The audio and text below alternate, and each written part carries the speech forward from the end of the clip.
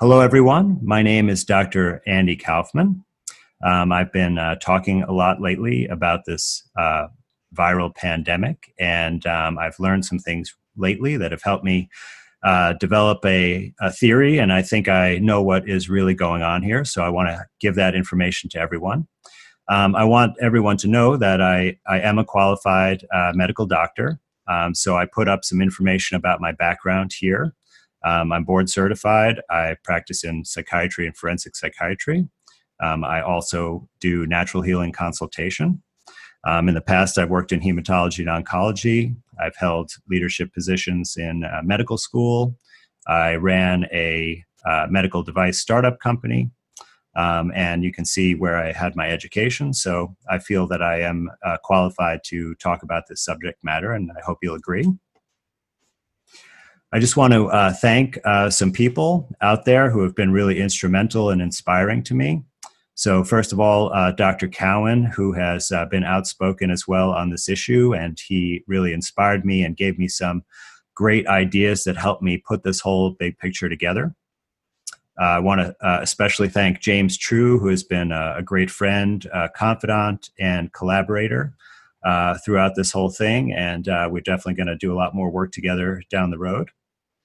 I really want to thank Richie from Boston, Jason Lindgren, and Crow 777 for giving me the opportunity to get my message out there and for being so supportive and open. It's really just been incredible that I've been able to pursue this mission. I want to thank my kids who have been ignored a lot lately since I've been working so hard trying to figure things out. And I'm so proud of them. They're the only children in my area who I know who are not afraid of getting sick, and they're out playing and having a good time. And then lastly, Dr. Lanka and Dr. Turner Banks, who have done just amazing research and scholarship and have written books and papers that have really helped me figure things out. So thank you to everyone. All right, let's jump right in. So I want to start at the beginning at ground zero, Wuhan, China, Hubei province. This is the seafood market there. It's an open air market where the first cases occurred. And as you can see from this picture, there's a bunch of meat and animal carcasses just laid out right on the ground. Here's another photograph from the market where you can see that conditions are somewhat less than sanitary. You have live animals, you have dead animals, you have cut up body parts and fluids that all seem to be cross-contaminating. So this is definitely not the kind of market where I'd be wanting to buy my food from, but certainly there was a lot of traffic there, a very big market. So if what we had is a situation where just about 200 people at first became ill with a mysterious pneumonia-type illness at this seafood market, and many of the people were actually employed or made their livelihood at the market. So I want to ask the audience out there, if you learned about this information, what would be your first thought about what most likely might be the problem that caused this mysterious illness? So would it be A, a new genetic disease like cystic fibrosis? Would it be B, a new virus, a new viral illness? Would it be C, autoimmune disease where the body is attacking itself, causing the problem? Or would it simply be bad seafood? And I think most of you would agree that the first thought you would have, given the commonality of the market and the sanitary conditions there, is that bad seafood would be an issue and something certainly to look into. However, the scientists in China did not agree. And in fact, they did not look into this issue at all, as far as I can tell. But instead, they jumped right into the possibility of a virus. So this is a quote from the first paper from the group there that claims to have identified this new coronavirus. And what they said is the disease was determined as viral-induced pneumonia by clinicians according to clinical symptoms, including basically a fever, low white blood cell count. Pulmonary infiltrates just means fluid and congestion in the lungs on a chest x-ray.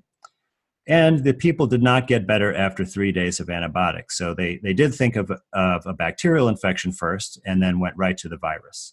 And they note that most of the early cases had contact with the seafood market. So it sounds like they were primed to blame a virus on this illness right away. So how did they actually claim to have proved that a virus caused this illness? So what they did is they took only seven out of the almost 200 initial patients who were sick, and they stuck basically a fiber optic camera, like a long tube, down their windpipe into their lungs, and then they squirted a bunch of fluid in there and mixed it around, and it collected whatever debris or cells or chemicals were in the lungs, and then they sucked it back up.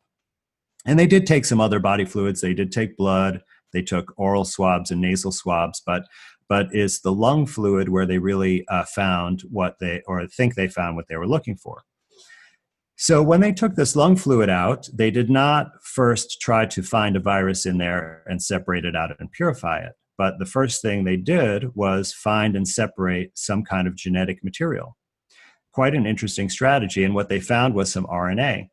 But I'll tell you that in our bodies, at any given time, there is some free genetic material circulating around our blood and body fluids. And in addition to that, there are genetic material contained in various types of structures. So there's various types of vesicles, essentially just small little sacs of fluids that sometimes contain genetic material. There's also the normal bacteria that live in our body, including in the lungs, and they have genetic material. So there are quite a number of different sources of genetic material. So when they found this genetic material from the lung fluid, they then determined the sequence of it, which is basically the code of the genetic material. So they determined all of the base pairs and the order of that sequence. And then they rushed to rapidly develop a diagnostic test, which is a qualitative PCR, and I'll discuss that a little bit more in a moment. So in other words, before they really proved anything, they already developed a test. Okay, so why didn't they purify the virus, and how do they know what the source is of that genetic material? So it turns out that I was looking in a related area, and I found this study from last summer. And this study was trying to also develop a diagnostic test, but for lung cancer. And essentially, they used the same exact procedure. So they got the lung fluid in the same way with that bronchoalveolar lavage, and they collected that fluid. And out of that fluid, they isolated genetic material, and they sequenced that and they called it a possible biomarker, and this could be a test for lung cancer. So I thought it was quite interesting and coincidental that the same exact procedure was developing a diagnostic test for lung cancer as was developing a diagnostic test for this pandemic pneumonia. So let's look a little bit more in detail at this test. So this is that RT-PCR stands for, it's a mouthful, but it's reverse transcription polymerase chain reaction. And the RT part refers to that we're using it to amplify RNA rather than DNA. If we were using it to amplify DNA, it would just be called PCR. Okay. Now, I'll tell you some important things about this test. So the most important thing is it's not actually testing for the virus itself, it's testing for a sequence of RNA.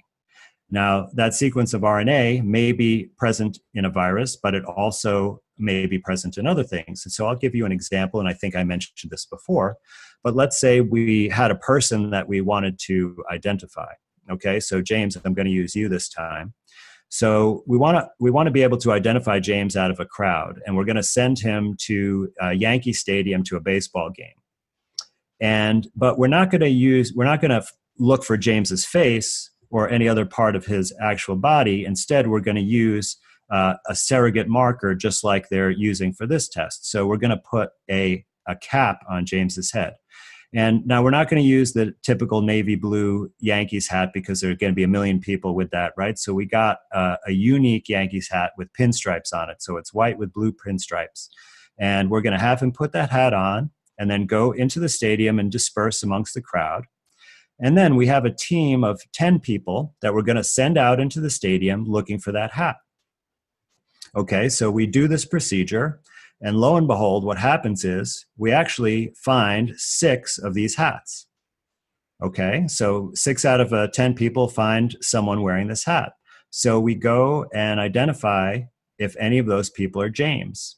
And it actually turns out that none of them are James, because James doesn't like wearing hats. So once he got in the stadium, he gave his hat to some kid who would have liked it, and that was one of the 6 people that we found. So you see that when you are looking for something that's not exactly the thing you're looking for, but it's something that's associated with that thing, you have to really understand the relationship between what you're looking for and that thing. So in other words, we had to ask James, will you be comfortable wearing this hat the whole time? Right? And then we also have to know, did other people buy this hat, or is this a one of a kind hat? Right? So you can see it can be very misleading. We can get a lot of false results by using this type of method. So in order to mitigate that, and by the way, this concept was just drilled into us in medical school, that whenever you're evaluating a new test, that you need to compare it to the gold standard. And that's how you know if it's actually valid. So with this COVID-19 test, there has not been any gold standard test that this has been compared to, because the supposed COVID-19 virus has never been purified and visualized. So in other words, if we were able to take people who are ill with this pandemic pneumonia and take their lung fluid, and from that purify out a virus particle that we could identify, and once we purified that, we could actually take the genetic material right from that particle, so we know that it came where it came from. We know it didn't come from anywhere else, because now we have a pure sample of only these particles. Then we would be able to have a gold standard. And so the way you would test this PCR is you would have a group of sick patients, and then you would have a control group of healthy patients. You would perform the gold standard test, so you'd be able to identify the virus out of each of those patients. And then you would compare the results of the PCR test to that gold standard. And that is really critical, because it would allow you to determine or calculate an error rate, because no test is perfect. It's also very, very important that you have that control group, because that control group would not have the virus present at all, and would also should have a negative PCR test. And that's very important in order to help you calculate these error rates. So one example of a type of error that I think we'd be very concerned about with this test, because we don't want to be mislabeled as being positive for this alleged virus and then risk being quarantined or perhaps even detained. So we want to know the accuracy. Now, there was a paper that came out where they had to estimate the false positive rate, because you can't calculate it since there's no gold standard to compare it against. And they actually reported an estimated rate of 80% in people without symptoms. So what that means is, if you got tested, let's say you were exposed to somebody who tested positive, or you traveled or something like that, and you want to get tested, or you're asked to get tested, there would be 4 out of 5 times that there was a positive result, there would actually be no illness. So this could be a real big problem. It certainly could vastly overestimate the number of cases, and also could have a lot of consequences for you based on this quarantine situation. So just to talk generally about what the PCR test, because there's actually additional error even beyond what I've described. So what this test does is it's really just an amplification strategy. And the reason this is necessary is because we're kind of looking for a needle in the haystack. We might only find a few copies of this genetic material, and if there's only a few copies, we just can't detect it out of all of the other stuff that's in the fluid.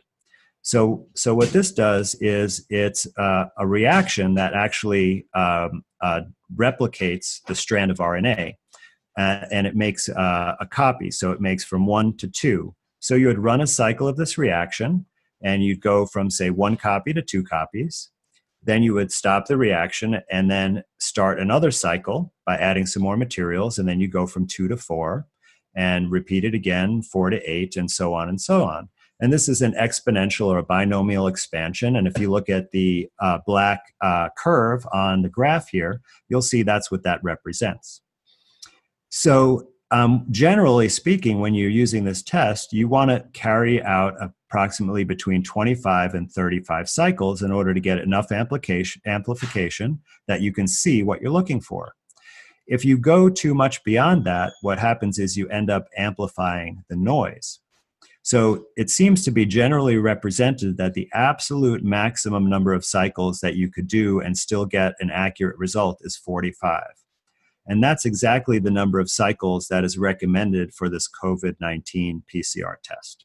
So it's right at the upper limit. And I'm going to share this quote with you from another article about PCR. It says, what PCR does is to select a genetic sequence and then amplify it enormously. It can accomplish the equivalent of finding a needle in a haystack. It can amplify that needle into a haystack.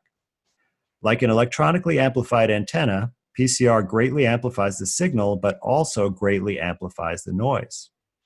Since the amplification is exponential, the slightest error in measurement, the slightest contamination, can result in errors of many orders of magnitude. So this is not a very accurate test, especially when you're pushing the number of cycles to get so much amplification. Just a slight mistake can result in false positives. And I think that's what we've been seeing. So I'm going to change gears now a little bit and talk about something different, something that most of you have never heard of whatsoever, and it's called exosomes. And I'm going to talk about what they are and why they're relevant for this discussion. So exosomes are something that is naturally occurring in the body. So I have this diagram here, and if you look at the top right of the diagram, you'll see that this is a normal cell here outlined, and inside the cell you have these vesicles. And inside of our cells there are a number of different little organs, they call them organelles, and they're generally contained by a membrane. They come in different shapes, but lots of them are in this structure. It's essentially like a spherical blob that has the same membrane as is the outer membrane of the cell, a lipid bilayer membrane, and it can contain various types of chemicals. Now, this is a specific type of vesicle that will end up merging with the cell membrane at the surface under certain conditions and release these exosomes out into the extracellular fluid, and they'll get into the circulation and be distributed around the body. So while they're inside the cell, they're called MVEs, which stands for multivesicular endosomes. So in other words, they have a bunch of exosomes or vesicles inside them. And they release these on a regular basis, just day to day. And there are many things, though, that can induce this process and accelerate it and increase the number of exosomes that it releases outside of the cell. And so these exosomes leave the cell, and you see they have these little squares on them. And these little squares are like a lock. And what they do is they go around the body through the circulation, and they're looking for the right key to fit their lock. And that's called the target cell. And depending on what kind of cell releases them, they might have different keys and different locks, so they're targeted to different parts of the body.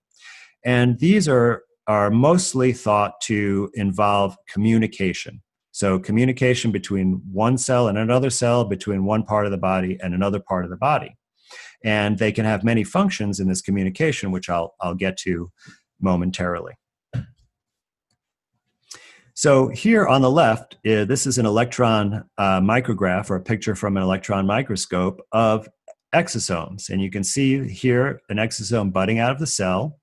And it's essentially a spherical or circular, this is a cross section, so this is like a slice of the tissue, where on the periphery there are like these kind of globular densities or little dots or circles, right?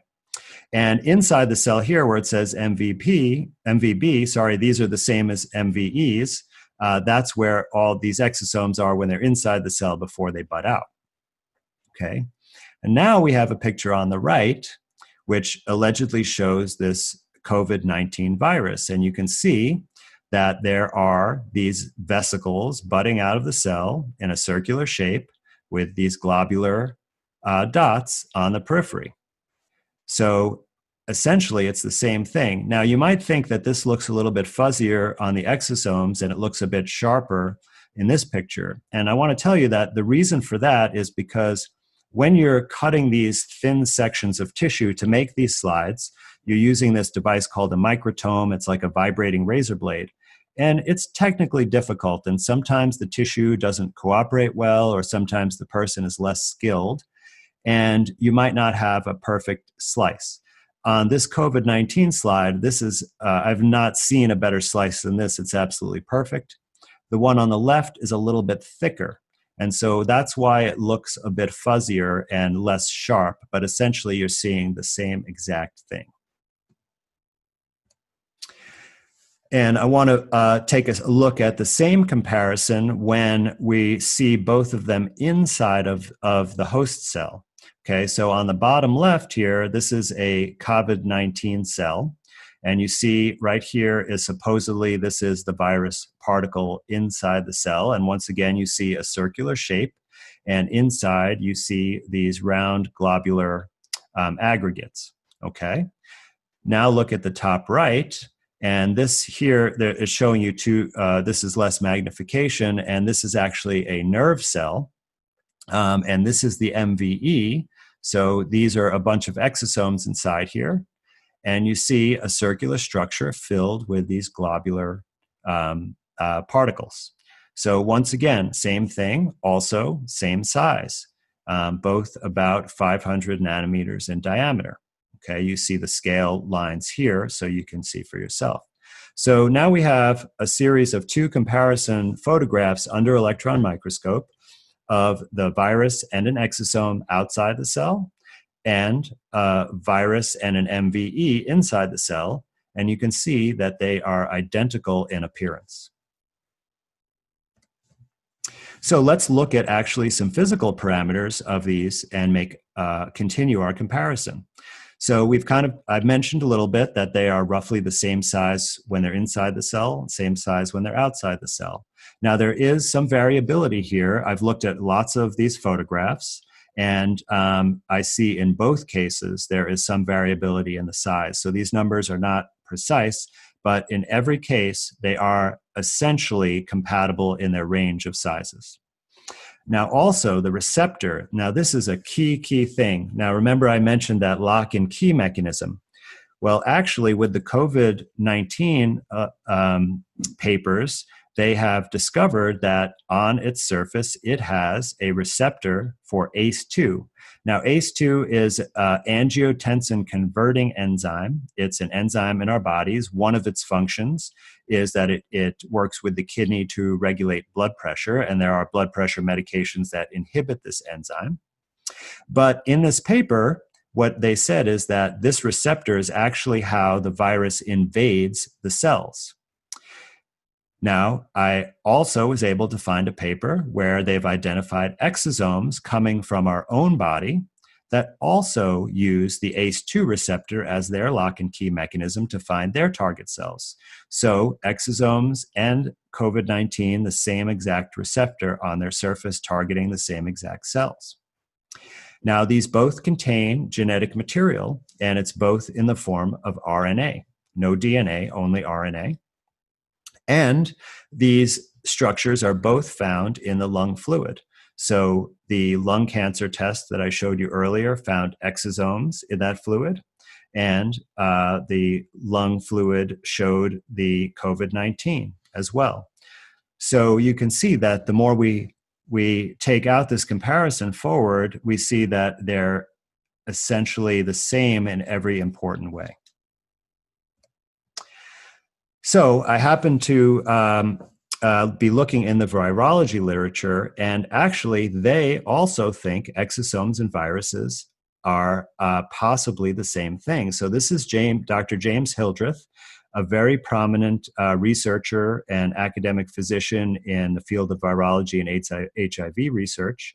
He's currently the president and CEO of Meharry Medical College, but he was a full professor at Johns Hopkins, and he wrote this paper with 2 of his colleagues there. And what he said, and I quote, "The virus is fully an exosome in every sense of the word." Now, this was just a great confirmation for what I was already thinking, and I was kind of blown away when I read this in the paper, because this was one of the last papers I looked at to find this after I'd already come to the same conclusion. It really helped validate my opinion. So what is it that causes us to make more of these exosomes and throw them out into our circulation? So it turns out that almost every type of insult to the body would actually cause this process to occur. So toxic substances, and I found several papers looking at this. Some of them looked at environmental toxins, such as heavy metals like arsenic, and organic chemical toxins. Also found evidence about bacterial toxins, and I have a slide that I'll show you in a minute. So there's clearly has a role in communication or possibly removal of toxic substances that damage our cells.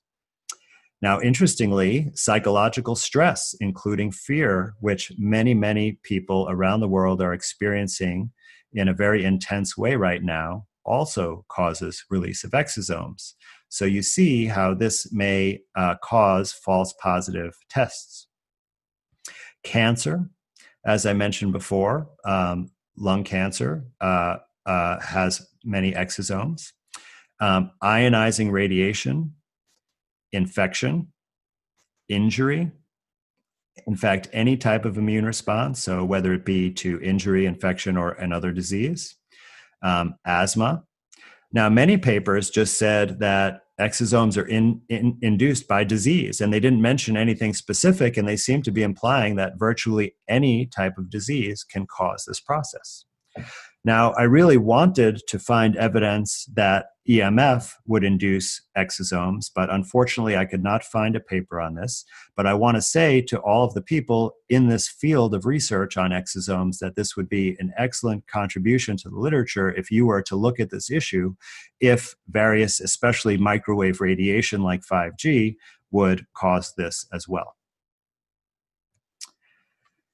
So I want to talk about the second paper, because this is going to help us merge these two ideas of a virus and an exosome, and are they the same thing?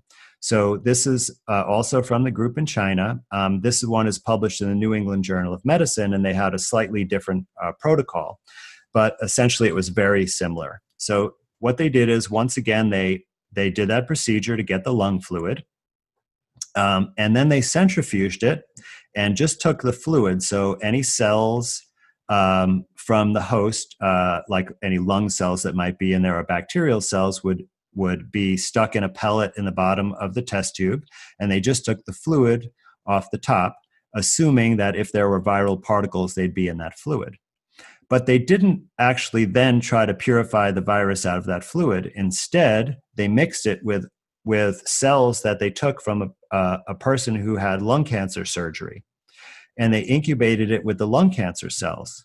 Now, you remember I said earlier, and I showed experimental evidence, that lung cancer cells make exosomes. So when they then purified particles after incubating this fluid with the lung cancer cells and then examined them under the microscope, well, were they looking at viral particles, or were they looking at exosomes? And I have two images below, and one is supposedly the viral particle from this paper, and the other is an exosome. Can you tell the difference? Here is another slide showing the functions of exosomes as they can remove toxins. So in the upper right here, these green cells are actually bacteria. And by the way, this image, all electron micrograph images are always in black and white. If you see an image like this has been colorized after the fact, and they did that to help you identify what is what. So I think this is actually quite a nice approach, and this is a real slide. It's very different from some of the slides that you've seen that are just computer graphics that are made by an artist. So these particles that they colored purple are the toxins released by the bacteria, and if they were allowed to contact the cell membrane, they would actually bore little holes in there, and the cell's contents would leak out and it would die. So what's happening is that the cell put out these yellow exosomes once it realized these toxins were there, and you see they're all budding out of this central area of the cell, and you can see they're basically swallowing up the little toxin particles. And so in this experiment, what they actually did is that they found that when they mixed cells with the bacteria, if the cells put out the exosomes that ate up the toxins, then the cells survived. If the cells were mixed with the bacteria and they did not put out the exosomes, then the cells died. So this was done, in a petri dish, not in a person, but so we can't say for sure, but what this is really telling us is that these exosomes help us clear these toxins so that they don't damage our tissue. So a very important function. I also wanted to take a quick look because there have been some recent reports that people who have been ill are having rapid recoveries with a couple of non-traditional treatments. Like, these are not things that would typically be thought of by the medical establishment to use for a quote-unquote viral illness. But there are certainly reports. There was a doctor in New York City who claimed that he cured several hundred patients with hydroxychloroquine. I think he combined it with zinc. Now, hydroxychloroquine was originally a drug for malaria, but it's used in the United States primarily for diseases like rheumatoid arthritis and lupus. And it is not known how it works in those illnesses. And in my experience, it doesn't really work at all in those illnesses. However, there has been a bunch of research trying to figure out what this drug does. And I read a review paper on this, and I found quite an interesting thing. So there are studies that show that this drug can release lysosomal enzymes. So I'll tell you that the lysosome is basically the garbage dump of the cell. So it's another one of these vesicles or sacs, and it has all these enzymes that basically just chew everything up, similar to what happens in your gut when you're digesting food. And any trash that is not working anymore, right, like proteins that have degraded or DNA that was copied in error or things like that, they get sent to the lysosome for destruction and recycling. So it breaks it down into the basic constituents and then is able to send it back to the factory part of the cell where it could be reused to make new molecules. But in the case of this drug, what it actually does is release these enzymes out of the compartment in the cell and into the cell cytoplasm. And this can actually be quite damaging to the cell itself. However, if the cell has been inundated with some kind of toxic substance, these enzymes could help break that down so that the cell could survive. So I think that may be actually how it's helping these patients. Now, vitamin C is the other one that has been reported to be quite successful. And a lot of people think that vitamin C really works by, quote unquote, boosting the immune system. Now, it does have an effect on some of the immune regulatory function, but I do not feel that that's really how it helps in these conditions. In my opinion, it is the antioxidant properties of this drug and possibly the blood thinning qualities that is what really helps this illness. So when you have a toxic exposure, oftentimes that toxin will cause what's known as oxidative stress or free radicals. And we're all familiar with, that it's recommended to take antioxidants and, eat special kinds of berries and things like that. But not too many people understand what that's really doing. But what it does is it kind of acts like a neutralizing sponge for these free radicals. It just soaks them up and quelches them. And what the free radicals do is they have like a chain reaction. It's like they tag someone and make them a free radical and tag the next person and make it a free radical. And then all these molecules end up falling apart and making a huge mess. And the cells can't function. So the vitamin C stops that process dead in its tracks and reduces that damage and prevents further damage. And in my opinion, that's how it works for this type of acute illness. All right, so I'm going to tie this all together, everything I've told you tonight, into what I think is really going on here. So what I think is happening is that, first of all, as I've reported quite a bit, there are really not pandemic levels of people getting sick and dying from whatever's going on. The numbers are far less than a typical flu season. However, there clearly are some people who are getting sick. What I believe is causing this illness is that there is some kind of insult that occurs that causes the damage, and then there is a reaction to it, which is the production of exosomes. And when we are testing for this supposed virus, we are actually testing for these exosomes, which confirms that there's some kind of unhealthy process going on in the body. Now, I talked about the things that can cause production of the exosomes, and I believe that those represent the cause of the illness. And I think that the possibilities are that there is some kind of poison. Certainly, there's lots of precedent for a pneumonia-type illness coming from inhalation of toxic substances. There could be the stress and fear could be the cause. It could represent a regular flu or pneumonia or even a bad cold, and whatever causes those would be the same cause. And lastly, electromagnetic radiation could certainly be a cause as well. There has been a major proliferation and installation of new 5G infrastructure. And there's certainly evidence known that 5G can have adverse effects on one's health, including damaging DNA. And that evidence actually comes from Los Alamos National Laboratories when they've studied microwave and radiation like they use in the body scanners in the airport. And I think it's quite possible that there is not one toxic exposure, but there could be different causes of this illness in different areas, or perhaps even in the same area between different people, that this may not be a uniform cause of the illness, but it does cause a similar constellation of upper respiratory symptoms. And these symptoms are not extremely specific.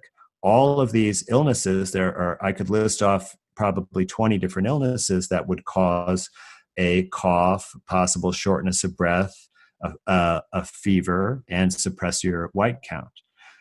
So there could be several different causes of this, but I do not see any conclusive evidence whatsoever that there is any virus. And certainly you could see that the exosome and the virus are essentially indistinguishable from each other. So let me just reiterate that. So there is some sort of insult or toxin that you're exposed to, it causes illness, and then that stimulates your own cells to induce and produce and put out these exosomes, because they will send the important signal to your body on how to handle this problem. And part of that is they will actually eat up and, like a sponge, soak up these toxins so that they can be safely removed from your body so that you can recover. So what I'm saying is that COVID-19 actually are exosomes and not a virus that invades your body from the outside. It comes from within your body to help you, and it's a reaction to the real cause of illness.